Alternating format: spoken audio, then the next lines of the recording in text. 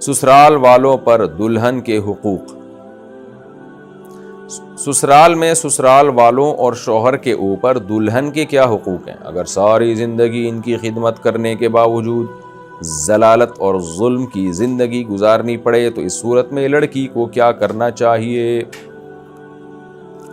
دیکھیں، عورت کو چاہیے کہ اپنے ساس سسر کا احترام کرے، ان کی خدمت کرے، وہ خاندان کے بڑوں میں سے ہیں، اور شوہر کے لیے سب سے زیادہ خوشی کی بات یہ ہوتی ہے کہ بھئی تم میرا بے شک خیال نہ کرو، میرے ماں باپ کا خیال کرو۔ تو شوہر کی خدمت، جو غیرت مند شوہر ہوتا ہے وہ تو اپنے ماں باپ کی خدمت سے زیادہ خوش ہوتا ہے اپنی خدمت کی نسبت، اور گھر کا ماحول اس سے اچھا ہوتا ہے۔ لیکن سسرال والوں پہ بھی چاہیے کہ دو چیزوں کا بہت زیادہ خیال کریں۔ نمبر ایک، بہو پہ اس کی طاقت سے زیادہ بوجھ نہ ڈالیں۔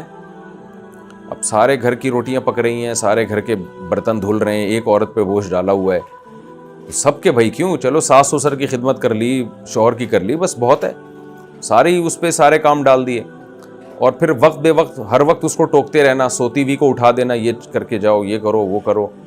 چلو کبھی کبھار تو ہوتا ہے، لیکن بعض گھروں میں یہ معمول ہوتا ہے، سونے نہیں دے رہے ہوتے، اس کی کوئی پرائیویسی نہیں ہوتی بہو کی، اس کا اپنا کمرہ ہے، اس کی پرسنل چیزیں ہیں، اس کی الماری ہے، اس کا لاکر ہے، اس میں گھسنے کی کسی کو اجازت نہیں ہے۔ وہ اپنے کمرے میں جب اکیلی ہو تو کوئی بھی دروازہ کھول کے بغیر بتائے نہیں آ سکتا، یہ بھی بری بات ہے۔ تو ہر چیز اس کی ساسیں اپنے کنٹرول میں لینا شروع کر دیں، یا سسر صاحب، یہ بھی غلط ہے۔ اس کی پرائیویسی ہے، ہر شخص کی اپنی ایک پرائیویسی ہوتی ہے، اس میں دخل اندازی ٹھیک نہیں ہے۔ تو ایک تو یہ کہ اس پہ بوجھ زیادہ نہ ڈالا جائے، کبھی وہ کام نہ کرے تو اس کو اگنور کیا جائے، جیسے اپنے بچوں کو اگنور کیا جاتا ہے۔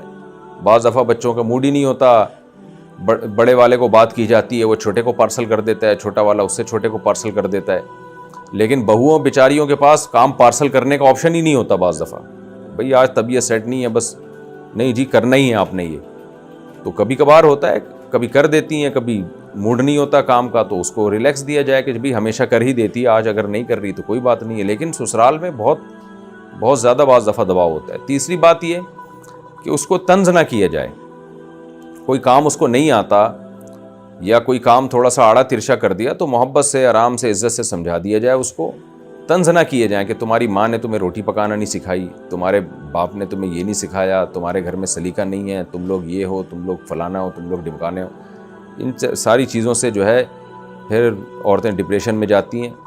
تو اگر یہ سب کچھ ہو رہا ہے تو پھر مرد کو چاہیے کہ اپنی بیوی کو وہ اپنے ماں باپ سے الگ رکھے۔ میں تو اس زمانے میں ویسے ہی قائل ہوں کہ بیوی کو ماں باپ سے الگ ہی رکھنا چاہیے، کیونکہ آج کل بڑے مسائل ہوتے ہیں، پتہ ہی نہیں چلتا ان میں صحیح کون ہے غلط کون ہے، اور پھڈے ہو رہے ہوتے ہیں۔